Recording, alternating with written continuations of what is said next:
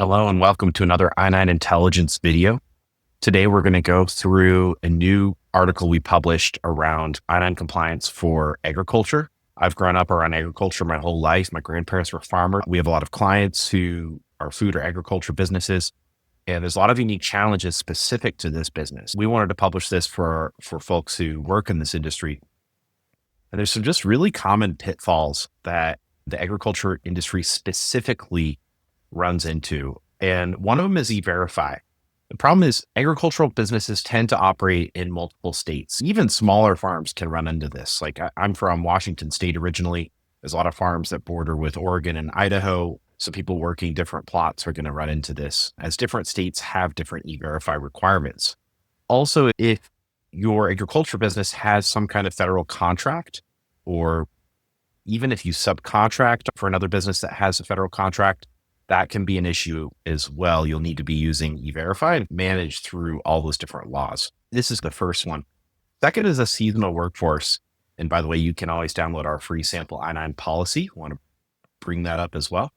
If you go to our website, you'll be able to find it pretty easily. But agriculture often has seasonal hiring patterns. So usually like the start of the harvest, you're bringing in temporary or seasonal employees who often have an extra layer of complexity around their supporting documents in terms of workforce authorization. English is not always the first language. You want to really think about the 3-year, 3-day rule. You can reuse an existing I-9 if the original is less than 3 years old and the rehire is within 3 years, but you might still need updates, especially if documents have expired. This is a tricky one, pretty unique for agriculture because of those harvest windows every year. The purge deadlines. Oh, this is another big one. Agriculture businesses might store those I-9s indefinitely, and they're not always aware of the federal retention rules. So you want to get rid of those I-9s.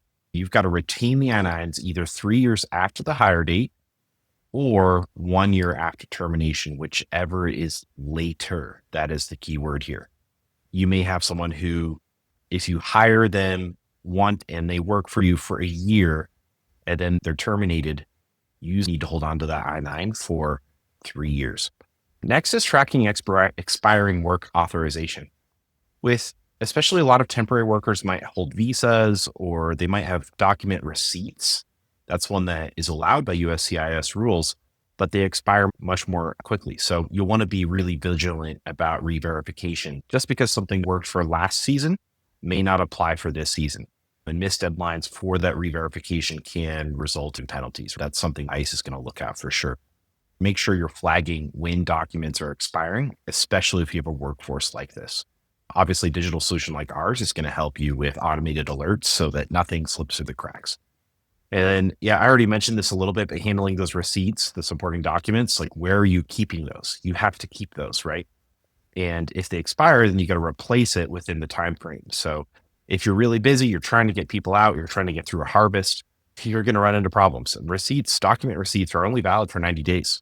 If you bring someone on in January, already by April, that receipt is not valid and you're running a risk for a fine. That's going to get flagged 100% in an audit. So just really valuable to get this right. Our solution has built-in E-Verify integration. It's going to help you stay compliant 100%. If you want to learn more, go to i9intelligence.com. We have a bunch of articles here. We have a lot of resources. And we're always happy to spend time with you on the phone and go through your specific risk. Subscribe to learn more. We're publishing videos all the time. This is a really popular section. So subscribe and like our videos so we can do more of this.